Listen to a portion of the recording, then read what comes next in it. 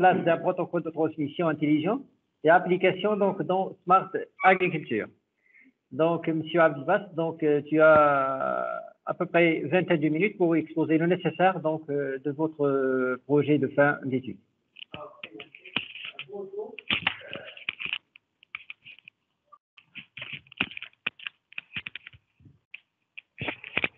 Merci, Monsieur le Président.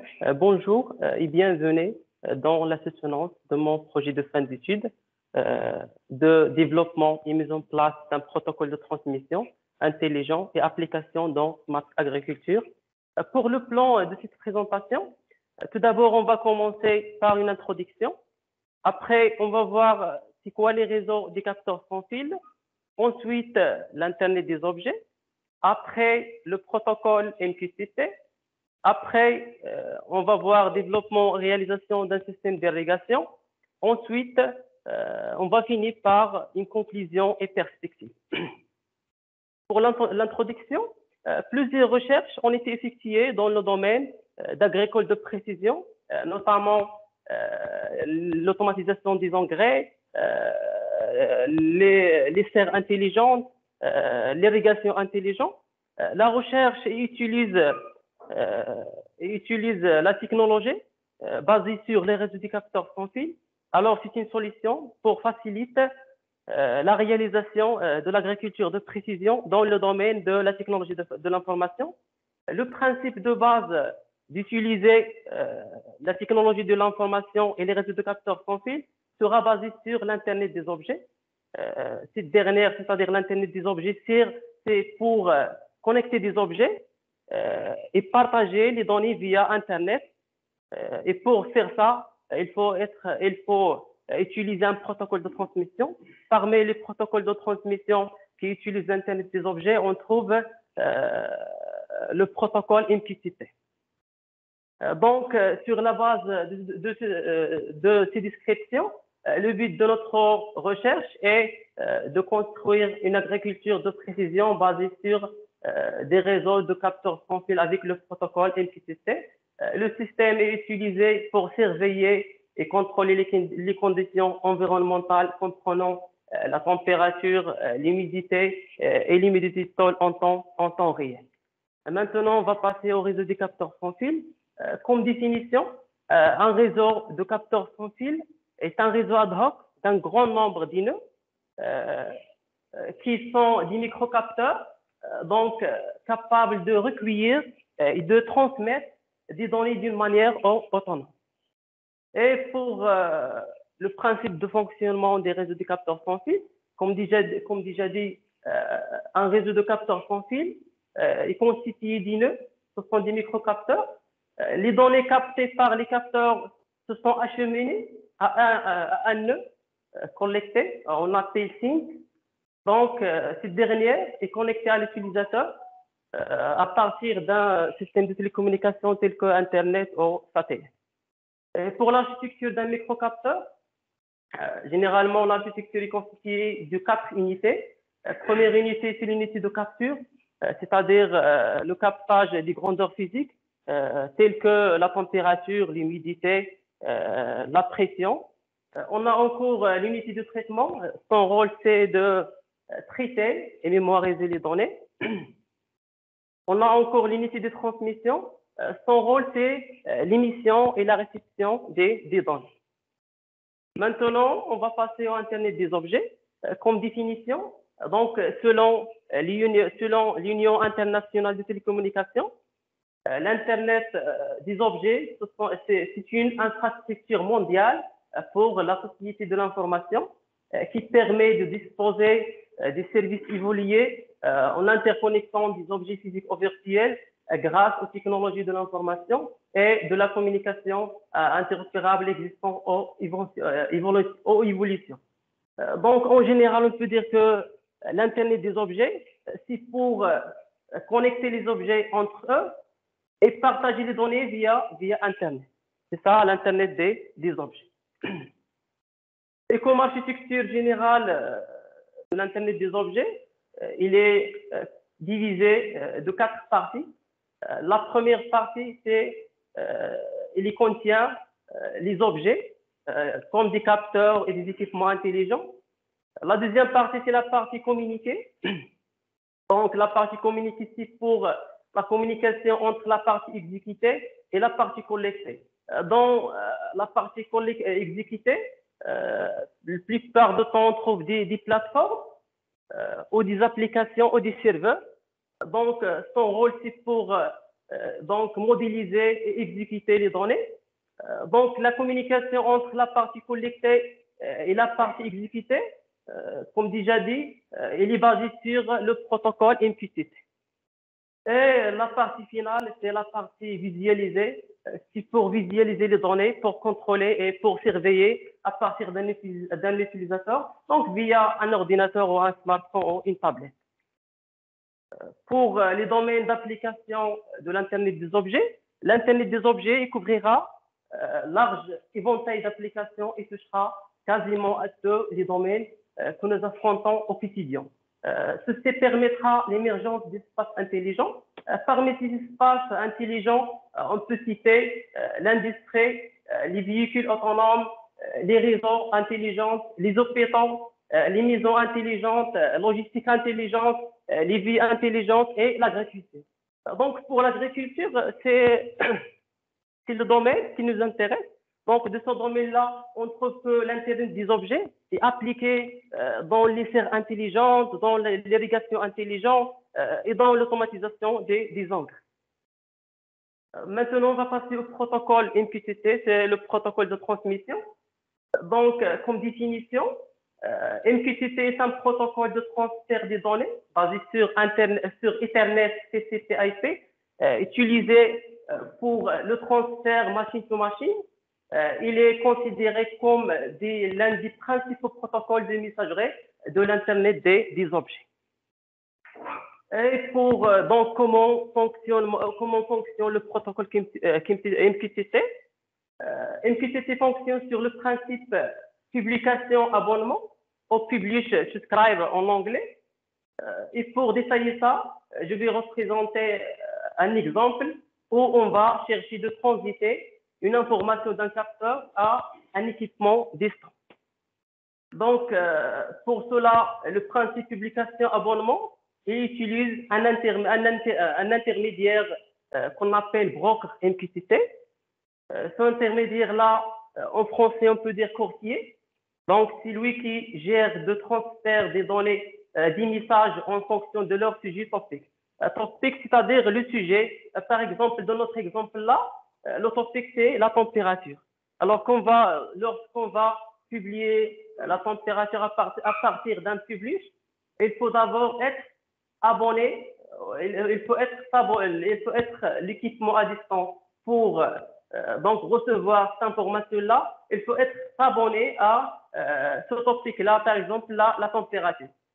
Donc, par exemple, cet ordinateur-là, s'il est abonné au topic température, alors automatiquement, il va recevoir la température 27, c'est-à-dire l'information 27 degrés Celsius. Mais contrairement, on a cet équipement-là, par exemple, un automate. S'il n'a pas subscribe ou s'il n'a pas souscrire ou s'il n'a pas s'abonner à ce topic-là, alors il ne reçoit pas donc l'information qui dit la température il est 27 degrés Celsius. Alors pour obtenir cette information, il faut être abonné. Alors s'il est abonné à ce topic-là, alors automatiquement il va recevoir cette information qui dit la température il est 27 degrés Celsius.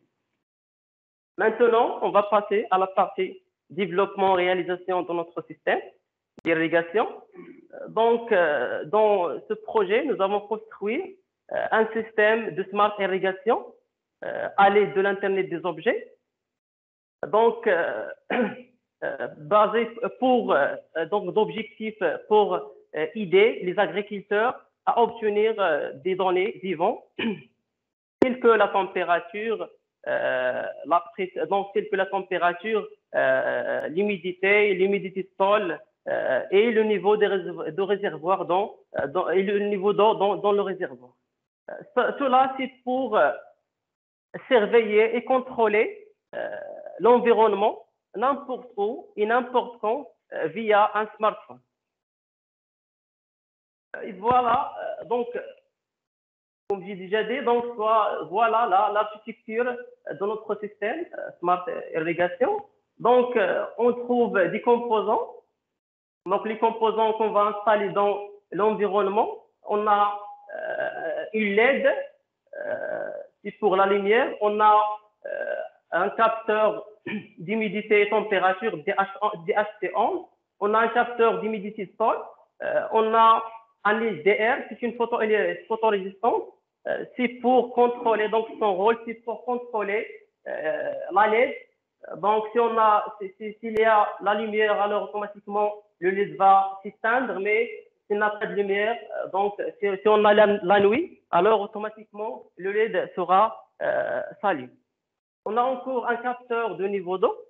Donc, c'est pour donner l'information sur le niveau d'eau dans notre réservoir. On a une mini-pompe, c'est pour arroser les plantes. On a un relais, c'est jouer le rôle d'interrupteur. On a l'alimentation de notre système. On a la carte Wiimote D1 Mini. Le rôle principal de cette carte Mini, cette carte Wiimote D1 Mini, c'est pour transmettre les données des composants à la plateforme, avec la plateforme Adafruio. Donc, cette plateforme-là, c'est une plateforme qui permet à nous de contrôler, à partir d'un table de bord, de contrôler et surveiller notre système ou notre environnement. Donc, et la transmission, il est basé sur le protocole MQTT. Voilà la réalisation finale ou la réalisation réelle de notre système. Donc, comme vous voyez, on a des composants. On a une boîte qui contient la carte Wiimote D1 Mini et l'interconnexion entre les objets, entre les capteurs et la carte. Voilà, comme déjà dit, c'est ça la plateforme Adafruit qui nous permet à nous de contrôler, de surveiller notre environnement. Par exemple, on a 10 boutons pour allumer ou pour s'éteindre, par exemple, le LED ou la pompe ou le moteur. On a encore donc des graphes qui donnent les informations, par exemple, sur l'humidité sol et la température. Donc, avant de finir, j'ai une vidéo démonstrative à vous de mon travail. Donc, comme déjà dit, c'est notre système Smart Irrigation. Donc, on a deux parties dans cette vidéo-là, la partie de l'environnement et la partie de la plateforme Adafruit. Donc, comme vous voyez, par exemple, pour l'humidité sol, c'est lorsqu'on va changer le sol, donc automatiquement, l'humidité sol sera changée. Donc, on a trois sols différents, alors on trouve trois données différentes. Donc, par exemple, le premier, on a 48%, deuxièmement, on a 31%, et finalement, on trouve que l'humidité sol c'est donc 19%. Pour le contrôle de la lead, donc on peut contrôler donc avec ce bouton-là, soit on, soit off.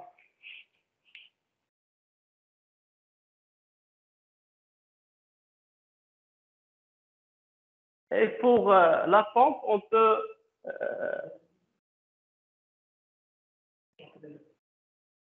contrôler à partir encore de ce bouton-là. 6 minutes, vous voyez la vidéo? Non. Non. On va la partager. On voit votre écran? Non, on va partager la vidéo.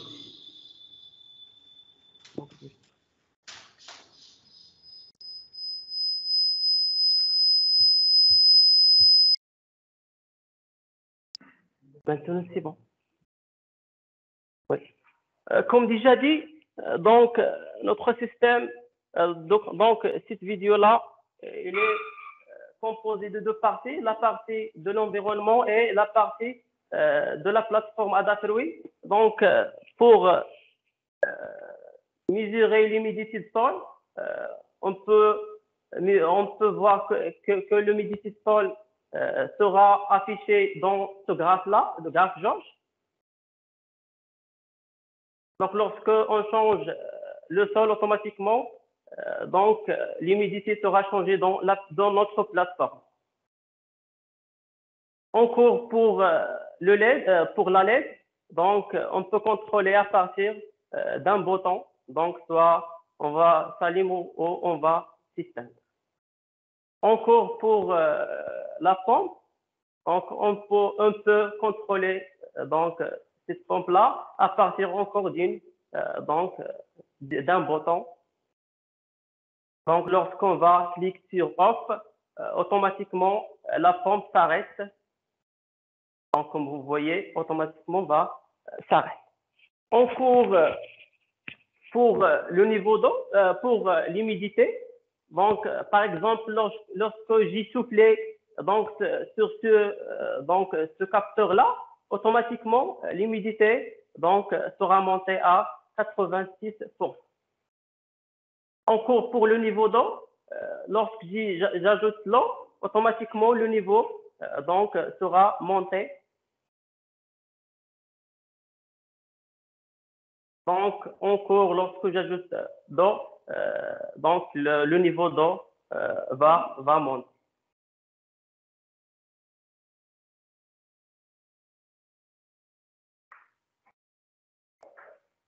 Et pour la LED, donc, comme j'ai déjà dit, lorsqu'on a lumière, alors automatiquement, on n'a pas de lumière, alors automatiquement, le LED va s'allumer. Mais si on a dans le jour, par exemple, la LED sera s'éteindre. Et voilà donc notre système réel qui est connecté à l'aide de l'Internet des objets avec notre plateforme Adafruit.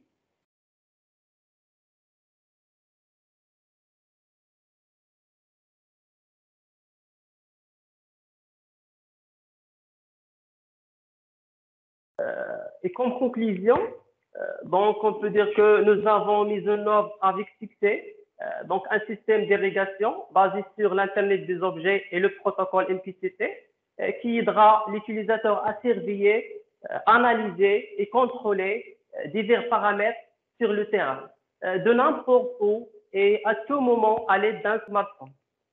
Ainsi, le système devient efficace en termes de coût, de consommation d'énergie et de temps. Le point culminant du système proposé est qu'il est facile à utiliser pour toutes les personnes ayant un smartphone. Il ne nécessite pas de maintenance une fois la configuration terminée.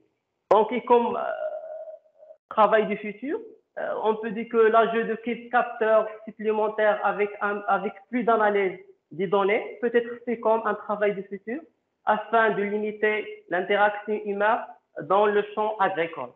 De plus, l'ajout des technologies de réseau LAN et P1, telles que LoRa, NB, Internet des objets et Sigfox, au système proposé rendra le système plus adapté à tous les terrains et conditions climatiques à l'avenir. Et merci de votre attention.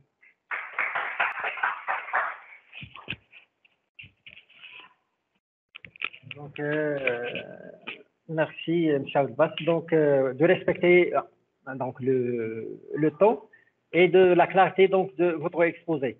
Donc, je passerai donc aux examinateurs.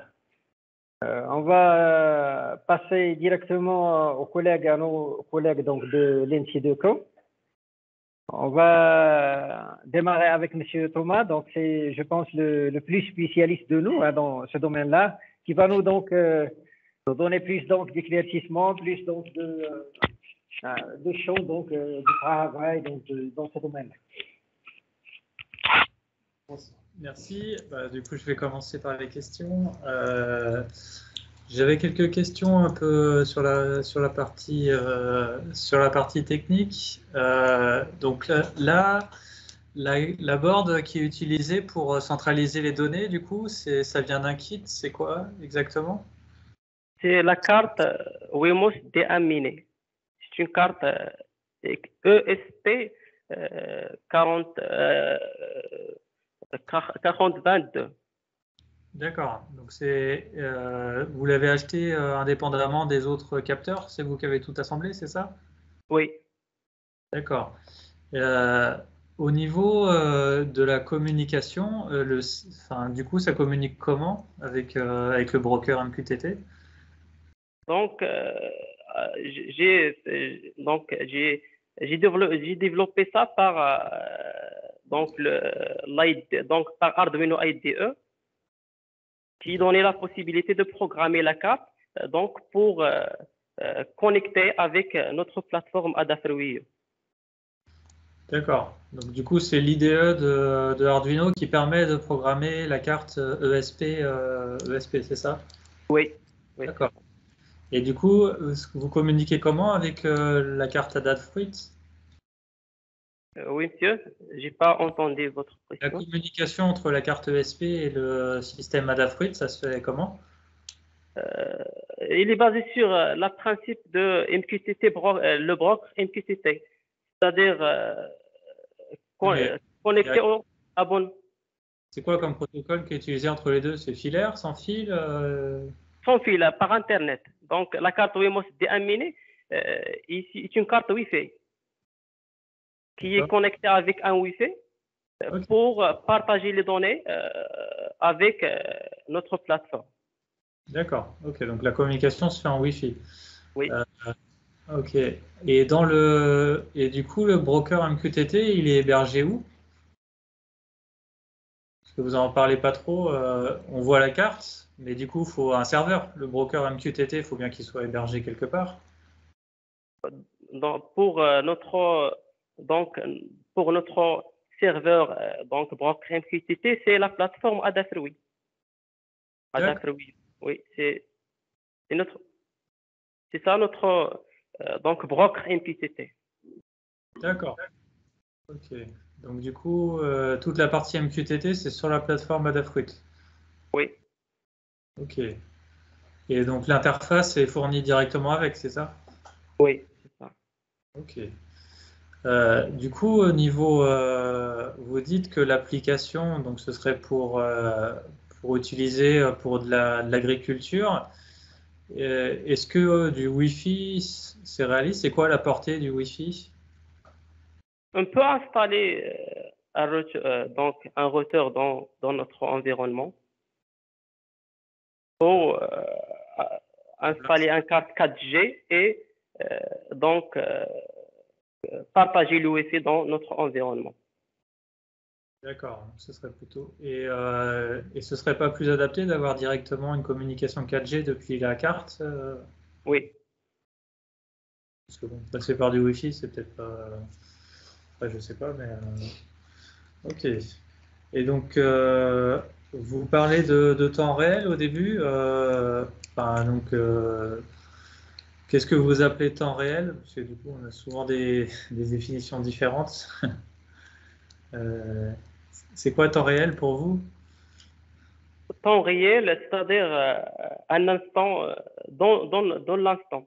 C'est-à-dire, par exemple, l'humidité de notre environnement dans ce moment-là, mais c'est pas un autre temps. C'est pas dans un autre temps. D'accord. Ça, c'est le temps réel. Moins temps réel. D'accord. Euh, bon. Ok. Merci. Je vais passer la main aux échos. Merci. Merci. J'ai quelques remarques et questions sur votre présentation. La première sur votre partie, c'est-à-dire l'apport personnel, où vous l'avez commencé à la présenter à partir de la page 20, c'est-à-dire 20 pages juste pour décrire le protocole, décrire. Ah, oui. Voilà.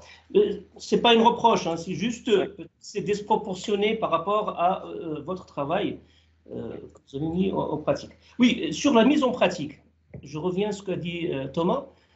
Vous avez bien vu un peu dans la littérature, le Wi-Fi est mal adapté. Dans tout ce qui est agriculture et serre, on va utiliser plus LoRa, ou vous avez parlé de NB et OT, etc. Donc, pourquoi le Wi-Fi? Donc, le Wi-Fi, c'est parce que moi, c'est la première fois que j'ai travaillé sur ce travail. Mais après la réalisation de mon système, j'ai trouvé que, comme vous avez dit, qu'il existe d'autres systèmes de télécommunication parmi LoRa.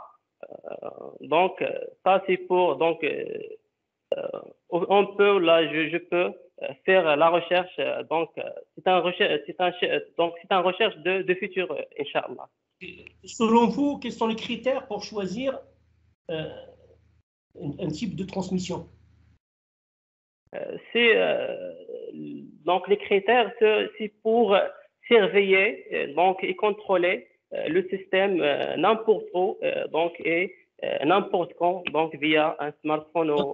Ma question, parce que vous êtes dans un champ, il n'y a pas d'alimentation ou très peu. Il y a un problème aussi de débit, parce que les capteurs que vous avez choisis, on n'a pas besoin d'un grand débit, donc pourquoi le Wi-Fi? Voyez, donc est-ce que ces critères-là, vous avez quantifié la quantité de données à transmettre? Bon, le problème de sécurité ne se pose pas, la portée, voyez, pour comparer le type de transmission. Mais bon, je passe à une autre question sur la plateforme que vous avez appelée, je n'arrive pas à lire, le Wimos Mini. D'accord. Est-ce que c'est là, vous avez, on va dire, 7 ou 8 capteurs, d'accord? Est-ce qu'on peut rajouter autant de capteurs qu'on veut? Et comment vous avez choisi cette plateforme embarquée pour que ce soit flexible et smart, entre parenthèses? Oui, pour la carte Wimos D1 Mini, c'est, comme déjà dit, je suis un débutant de ce domaine-là. Donc, pour la carte Wimos D1 Mini, si on a plusieurs des capteurs, on peut donc utiliser d'autres cartes, donc de type ESP82, qui est donné donc la permission d'utiliser d'autres capteurs. Et pour la plateforme Adafruio, donc c'est une plateforme parmi les meilleures plateformes qui est donner une interface qui est facile à utiliser. Il y a d'autres plateformes, mais c'est le meilleur pour donc donner une interface. En fait, ma question est sur faire une étude comparative pour choisir le meilleur système embarqué. Mais bon, je passe à une autre question, c'est l'avant-dernière peut-être. Vous avez parlé de contrôler, parce que c'est bien d'analyser et d'afficher, entre parenthèses, en temps réel, vos grandeurs. Oui. Et vous parlez de contrôle. Oui. Est-ce que vous travaillez en boucle ouverte ou en boucle fermée? C'est en boucle fermée. À quel moment vous...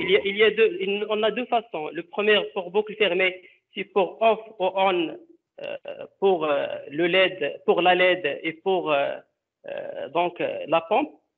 Et ouvert pour le LDR donc pour allumer le LED à partir de l'LDR, le photorésistance. C'est-à-dire si on a la lumière, donc automatiquement le LED va donc s'éteindre. S'il n'y a pas de lumière, alors automatiquement la LED donc s'allume. En fait, c'est plutôt binaire, parce que dans votre présentation, il n'y a pas un slide où vous avez le feedback ou le retour. Et quel type d'asservissement, si vous avez fait l'asservissement? Tout ou rien. Voilà. Est-ce que vous avez regardé un petit peu partie contrôle finalement? C'est-à-dire le système, il nous affiche bien sûr des paramètres, mais à quel moment on va déclencher la minu-pompe? À quel moment? Oui. Par exemple, pour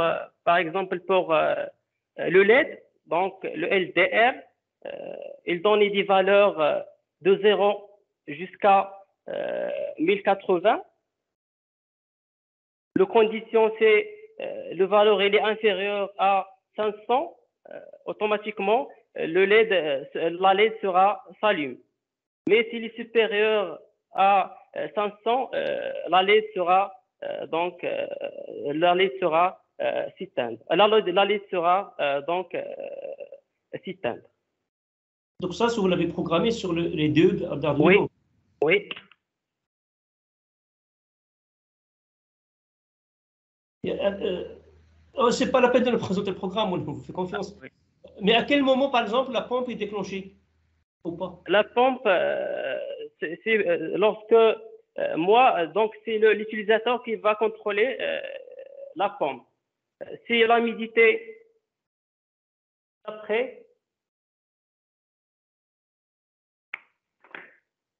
c'est d'après l'humidité du sol, c'est-à-dire si l'humidité du sol elle est supérieure à 40, alors l'utilisateur va va démarrer la pompe, mais s'il est inférieur à 40, ça va s'éteindre la pompe, mais s'il est inférieur à 40, alors l'utilisateur va démarrer la mini-pompe. Est-ce qu'il y a des moyens d'automatiser finalement? Parce que c'est ça, oui, il y a la possibilité d'automatiser ça, mais moi, donc il y a la possibilité d'automatiser ça à partir de l'Arduino IDE. Ok. Donc, oui. Merci à vous, je n'ai plus de questions. Bon courage. Merci. Voilà.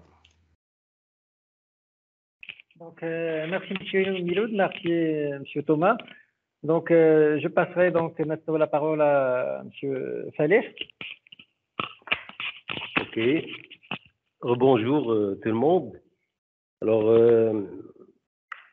bonjour plutôt aux nouveaux venus. Bravo monsieur, bravo jeune homme pour la prestation, pour la présentation. Quand même, on sent qu'il y a, et on remarque qu'il y a un effort qui a été déployé, notamment sur le plan des capteurs. Alors, déjà, ma première remarque, ça concerne le titre, si vous voulez, ne serait-ce que pour vous divulguer quelques axes d'amélioration. Hein. Ce n'est pas pour autant reprocher votre travail, mais quand je lis, par exemple, développement et mise en place d'un protocole de transmission intelligent et application dans Smart Agriculture, on sait très bien, c'est quoi d'abord agriculture? Deux composantes. C'est la culture avec ses dérivés, horticulture, apiculture, etc., et l'élevage. Deux composantes. L'agriculture, c'est la culture et l'élevage. Quand je vois ce titre, eh bien, je pourrais me dire peut-être ce système va s'appliquer sur n'importe quelle composante. Alors là, ça, bien sûr, c'est pas évident. Et alors, si j'ai bien compris, votre contribution consiste à quoi? Alors, il y a une collecte de données basée, entre autres, sur l'IoT. C'est bien. Bien sûr, vous avez utilisé des capteurs, etc. Je ne suis pas du domaine, mais c'est très bien. Et la chose positive, c'est que vous nous avez montré quand même une petite illustration, une vidéo qui montre que vous avez réellement monté un petit mécanisme qui, bien sûr, qui puisse collecter des données en se basant sur l'IoT, les technologies IoT. Il y a ensuite un traitement via des protocoles spécifiques, n'est-ce pas? Si j'ai bien compris. Et après, c'est la phase de visualisation, grâce à des logiciels. Donc, si j'ai bien compris, vous vous êtes contenté de ce travail focus sur, se focalise sur la partie collecte, n'est-ce pas? Collecte des données.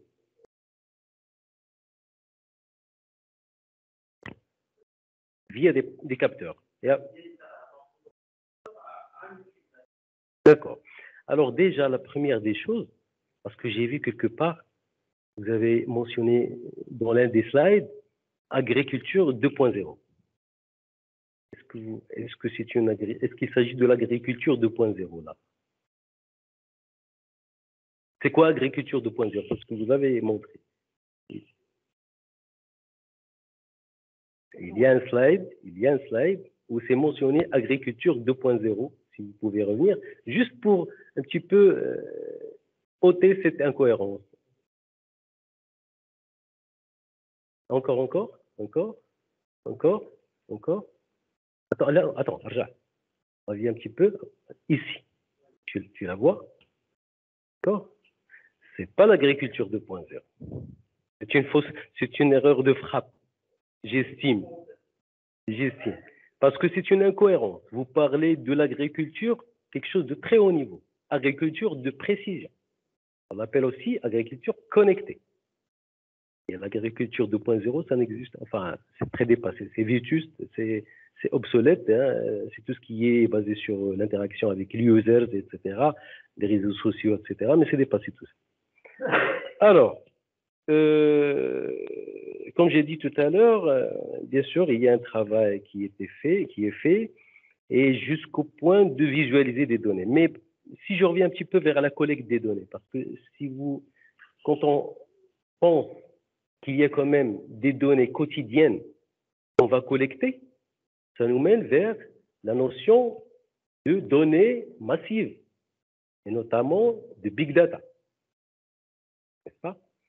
Ma question, est-ce que ce système, ce modèle, pourrait supporter quand même du big data pour qu'on puisse le transmettre ces data quelque part pour les visualiser et ainsi de suite. Ces petits capteurs, est-ce qu'ils peuvent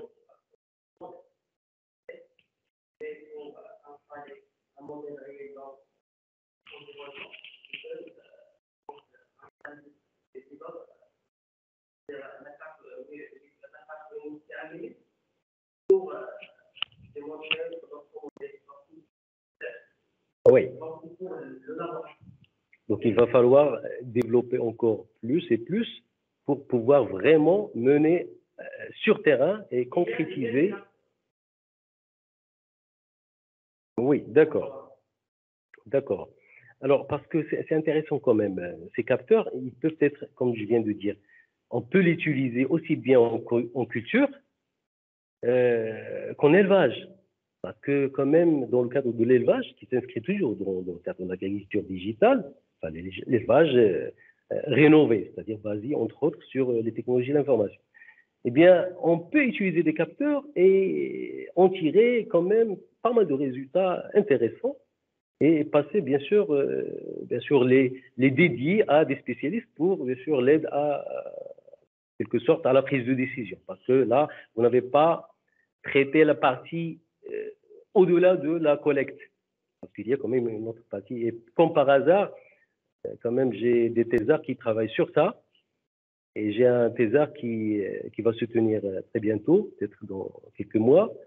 Et il travaille sur ça, sur l'agriculture 4.0 connectée. Et il travaille principalement sur smart irrigation. D'accord ? Parce que là, le titre, je reviens toujours au titre, il faudrait quand même, je propose de le rendre plus précis. Hein, en l'occurrence, peut-être, vous pourriez dire développement et mise en place d'un protocole de transmission intelligent et application en application en agriculture de précision. 2 points, par exemple, focus ou bien projection sur du smart irrigation. Parce que c'est ce que vous avez fait. Vous avez attaqué juste un petit axe. C'est l'irrigation intelligente. D'accord? Mais ce n'est pas complet. Quand vous parlez d'agriculture de précision, etc., on sent que le modèle va être adapté à n'importe quel axe de la vie, alors que ce n'est pas le cas. Ni via le rapport, j'ai pu feuilleter un petit peu les pages du rapport, ni via votre présentation, parce qu'il faut être précis. Il y a un sujet du master, bien sûr, c'est si vous voulez, un petit bout du fil, à travers quoi, bien sûr, vous pourriez développer tout ça et passer peut-être éventuellement à la partie au-delà de la visualisation, c'est-à-dire l'analyse. Hein, notamment, je parle ici du data analytics ou bien du big data analytics pour du decision making. C'est très intéressant aussi, dans un cadre, bien sûr, si vous avez toujours le courage et l'audace pour développer davantage ce contexte. Alors, dernière question. Ce qui m'intrigue quand même, parce que qui dit collecte des données, il y a toujours des enjeux de sécurité. Et ça n'a pas été évoqué, nulle part. Il faut quand même en tirer compte, parce que c'est important. Parce que vous allez collecter, vous allez déposer vos capteurs quelque part dans un champ, il va y avoir, il y a des enjeux, il y a des risques, il y a des menaces, etc. même au niveau de la plateforme, même au niveau du web, bien de l'Internet. Même au niveau de l'Internet, il y a toujours cette... Donc, il faut quand même intégrer cette notion de comment gérer l'enjeu sécurité de l'information pour ces données, pour préserver comme ça se doit ces données. Et dernière question, dernier point, c'est par rapport, parce qu'il y avait quand même une petite question de la part de l'un des collègues qui a évoqué le serveur. Hein, j'ai entendu serveur. Il a raison, le collègue, mais ce qui m'inquiète, parce que dans le rapport, vous avez évoqué le cloud. Je l'ai vu dans le résumé, il y a le cloud, il y a l'informatique des nuages, soi-disant, hein, mais vous ne l'avez pas prononcé nulle part dans la présentation. Comment historiser ou bien comment enregistrer vos données dans une base. Alors, est-ce que ça va être au local? Est-ce que ça va être via cloud? C'est à vous de... Toutes les données doivent être... Oui, on peut visualiser avec la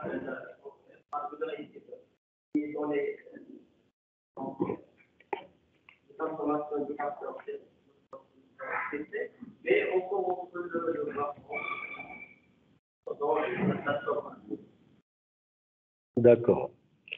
OK. Eh bien, sinon, c'est assez comme question. Bravo pour le travail, félicitations et très bonne continuation. À vous la parole. Merci, M. Khadir. Donc, je passerai donc, à M. Boutelin. Donc, si vous avez donc des questions, des éclaircissements à donner. D'accord, merci. Donc, je tiens à te remercier, M. Abdelbast, pour ton exposé qui est clair. Donc, l'agriculture 4.0, c'est le repose sur l'intelligence artificielle. Donc, ce mémoire ou bien ce travail réalisé durant ce semestre, donc on a permis ou bien il ouvre le champ de développer notre agriculture. Donc, en exploitant bien sûr la technologie des capteurs. Donc, à ce moment-là, on arrive justement à collecter les données, mais après on peut les traiter, on peut ajouter d'autres capteurs.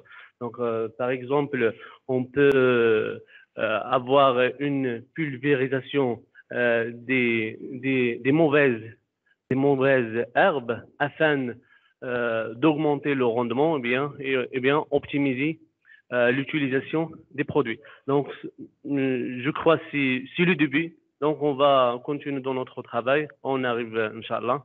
Donc, merci. Donc, je passerai donc au dernier donc, intervenant, c'est M. Belaïd, donc l'encadrant principal. Merci, Monsieur le Président. D'abord, félicitations, M. Abdelbast. Comme j'ai dit pour Soukaina, aussi tu as toutes les qualités pour devenir un bon chercheur. Donc, on te souhaite bonne continuation. Je tiens aussi à remercier M. Thomas et M. Frikel de l'INSI de Caen qui sont avec nous pour leurs remarques, leurs suggestions. Alors, le sujet, je crois, comme il a été mentionné par notre collègue Falih, un sujet d'actualité. Alors, M. Abdelbast, donc, il a montré qu'il a le courage ou bien il a les prérequis pour aller plus loin dans cette direction-là. Donc, il a réalisé un système de smart irrigation en se basant sur l'Internet des objets. Donc, sous forme d'un tableau de bord qui est maintenant d'actualité. Ça veut dire les choses dont on parle toujours, c'est d'avoir des tableaux de bord qui seront intelligents. Donc, c'est un tableau de bord intelligent qui permet de contrôler la température, l'éclairage et aussi l'humidité du sol. Mais on peut, comme vous avez montré, parce que l'expérience qu'il a fait, il a fait l'expérience dans sa chambre, mais il peut encore, dans le laboratoire, mais il peut aussi pour réaliser ce projet-là. Donc, étant donné que la région de Bni Mellal Qnifra, c'est une région d'agriculture bien connue, donc on peut, dans l'avenir, aller faire les expériences dans une ferme ou bien sur le terrain. Et en temps réel, comme il a été, ça veut dire, en temps réel, ça a un rapport avec la base de données. Ça veut dire qu'on doit avoir une unique base de données pour traiter les informations en temps réel. Donc, c'est ça pour avoir des précisions et aussi des informations en temps réel, c'est ça en temps réel. Alors, la discussion, donc, toutes les questions ont été posées pour l'amélioration et pour utiliser d'autres composants. Donc, on te souhaite une bonne continuation. Et merci, Monsieur le Président. Donc, merci, M. Belaïd. Donc, merci les collègues qui ont assisté, principalement les collègues donc, de l'INSI de Caen, pour leur temps, donc, qui nous ont consacré pour donc, assister à cet exposé-là. Merci une autre fois. Est-ce que M. Belaïd, donc on va passer, donc, ou bien on va prendre une petite pause, ou bien que vous voulez. M. Miloud, est-ce qu'on va continuer ou bien on change, ou bien oui, donc, on peut continuer, il y a Thomas qui parle. Ah oui, donc c'est bien, c'est bien. Donc,